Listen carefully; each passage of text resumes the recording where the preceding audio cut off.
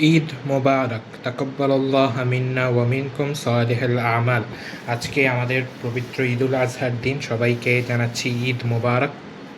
আল্লাহ তাআলা আপনাদের সবার কোরবানি, সবার আমলকে আল্লাহ তাআলা কবুল করুন।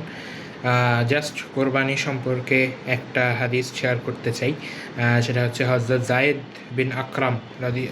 বিন আরকাম রাদিয়াল্লাহু তাআলা আনহু, ওনার থেকে বর্ণিত যে সাহাবীরা রাসূল সাল্লাল্লাহু আলাইহি ওয়াসাল্লামকে জিজ্ঞেস করেছিলেন যে, ইয়া রাসূলুল্লাহ, কোরবানি কি? তখন নবীজি বলেছিলেন যে, সুন্নাতিকুম আবিকুম ইব্রাহিম, অর্থাৎ তোমাদের পিতা ইব্রাহিম আলাইহিস সালামের সুন্নাহ। তখন সাহাবীরা জিজ্ঞেস করতেছিলেন যে, ইয়া রাসূলুল্লাহ, এটা করে আমাদের ফায়দা কি হবে? তখন নবীজি বলেছেন যে, এর প্রত্যেকটা পশমের বিনিময়ে একটা করে নেকি দেওয়া হবে। সুবহানাল্লাহ। তো কোরবানির ফজিলতটা অনেক বড়। তো আল্লাহ তাআলা যাদেরকে সামর্থ্য দিয়েছেন, যাদেরকে কোরবানি করার তৌফিক দিয়েছেন, তারা আজকে হচ্ছে ঈদের নামাজের পরে কোরবানি করবেন।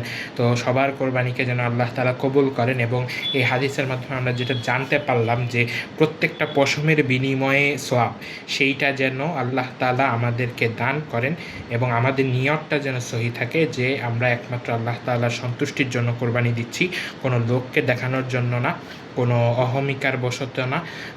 আমরা একমাত্র দিচ্ছি আল্লাহ তাআলার জন্য, যেই নিয়তে কোরবানি করেছিলেন হযরত ইব্রাহিম আলাইহিস সালাম, সেই নিয়তে আমরা যেন কোরবানি করতে পারি। সবাইকে আবারও ঈদ মোবারক জানাই। আসসালামু আলাইকুম ওয়া রাহমাতুল্লাহি ওয়া বারাকাতুহু।